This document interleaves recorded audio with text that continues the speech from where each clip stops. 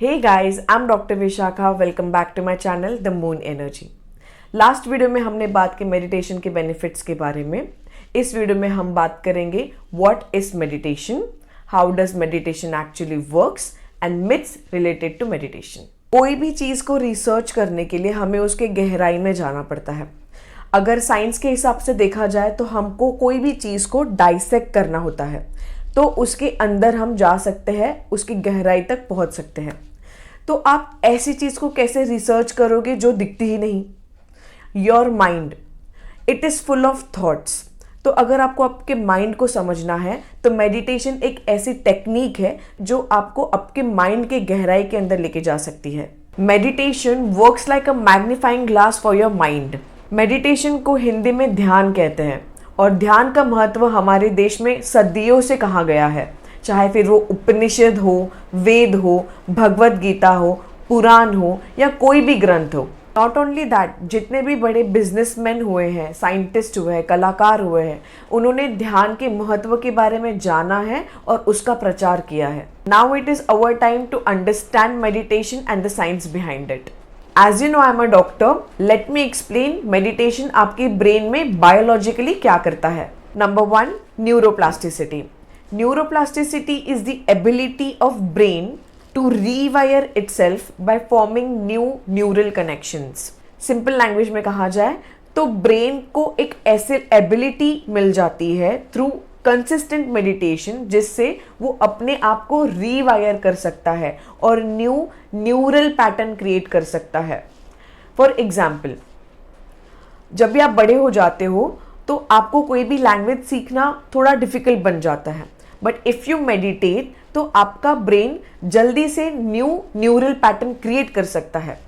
तो आप आसानी से कोई नई लैंग्वेज सीख सकते हो, कोई नया आर्ट फॉर्म सीख सकते हो, डांस सीख सकते हो. कोई भी नई चीज़ें सीखने में आपको दिक्कत नहीं आती. Number 2, it increases your grey matter. Grey matter brain का एक ऐसा पार्ट होता है which is responsible for thinking and processing things. आप जो भी चीज़ों को देखते हो, सुनते हो, वो चीज़ों को समझने का काम ग्रे मैटर का होता है. इमोशंस को फील करने का काम ग्रे मैटर का होता है. और जब भी आप मेडिटेशन करते हो ये ग्रे मैटर धीरे धीरे करके बढ़ता है.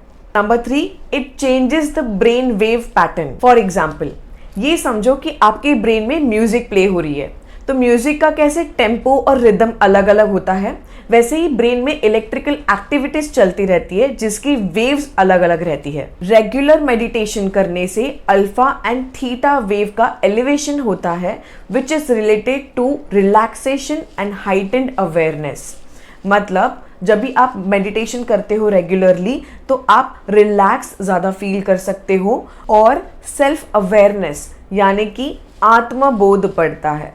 Number 4, it reduces amygdala activity. Amygdala brain का एक ऐसा पार्ट है जिसको हम एक अलार्म सिस्टम कह सकते हैं.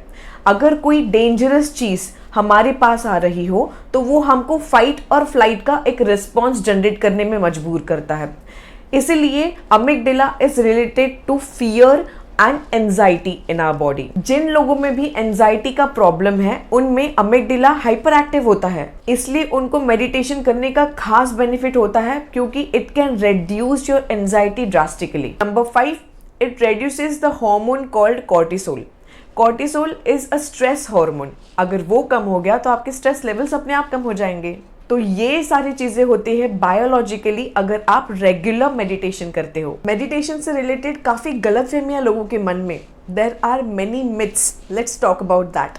Actually I have written some of them and they are, it's only for older people, it requires a lot of time, it is religious, it's boring, you have to clear your mind completely, it's only for people who are already calm and relaxed, it's only for people who are spiritual, it's too difficult to learn, it's just sitting still, it can only be done in old age.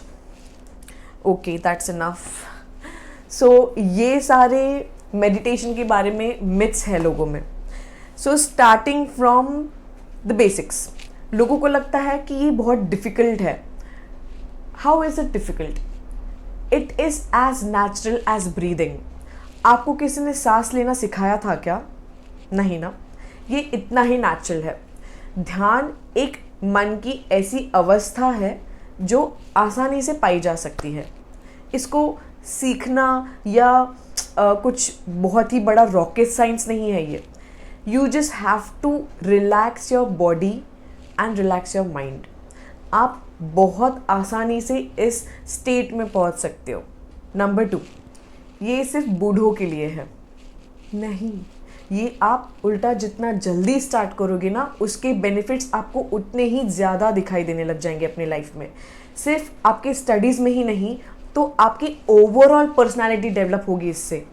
आप ज़्यादा creative बन सकते हो, आप sports में अच्छा कर सकते हो। आपको पता है मिक्स्ड मार्शल आर्ट्स, MMA के fighters they actually visualize their techniques and strategies before the fight.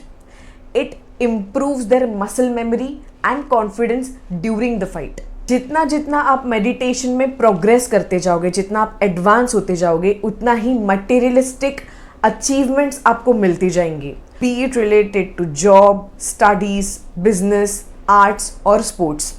Virat Kohli को ही ले लो, whole world knows how spiritual he is. ध्यान करने के लिए आपको संत बन के जंगल में जाने की ज़रूरत नहीं है। आप जहाँ हो वहीं पे आप बैठ के मेडिटेट कर सकते हो। Being spiritual is being religious. This is absolutely wrong and सबसे बड़ा मिथ है ये। It is actually the opposite. जो लोग स्पिरिचुअल थे उन्होंने अपने स्पिरिचुअल नॉलेज को शेयर किया। उन्होंने जो पाया ध्यान से वो उन्होंने पूरे वर्ल्ड के साथ शेयर किया, और लोगों ने क्या किया, उनको ही भगवान बना के उनको पूजना चालू कर दिया। For example Sai Baba, he was a highly evolved soul. उन्होंने क्या कहा, सबका मालिक एक। उन्होंने अपने पूरे लाइफ में सबको यही बताने की कोशिश की कि भगवान एक है। अलग अलग धर्मों ने उनको अलग अलग नाम दिए हैं बस, और हर एक धर्म यही कहता है कि भगवान एक है। ठीक है, तो spirituality is finding God with in. Spirituality और रिलीजन में क्या डिफरेंस है, I am not an expert on this, but मैं जो समझी हूँ वो मैं आपको एक्सप्लेन करती हूँ। ओके, तो मेरे हिसाब से मुझे ऐसा लगता है कि जो हाईली इवोल्व्ड सोल्स थे, जो खुद स्पिरिचुअल थे, उन्होंने अपने स्पिरिचुअल एक्सपीरियंसेस को लोगों में बांटा। जो उन्होंने समझा वो उन्होंने लोगों में बांटा, और उनको जो फॉलो करने लगे उनका एक कम्युनिटी बन गया, और फिर वो और बड़ा बन गया एंड उसको एक रिलीजन का नाम दिया गया। ठीक है, और being spiritual is more of individual experiences. आपका पर्सनल एक्सपीरियंस क्या है? जब भी आप मेडिटेशन या ध्यान में जाते हो तो आपका क्या एक्सपीरियंस है उसके साथ। It is more of experimentation than following a certain mindset. ठीक है, रिलीजन इज समथिंग जिसके खुद के एक माइंडसेट होते हैं, एक बिलीफ सिस्टम होता है, you have to follow that properly. लेकिन स्पिरिचुअलिटी में देर आर नो रूल्स। ठीक है, you can create your own rules, you can experiment with it however you want.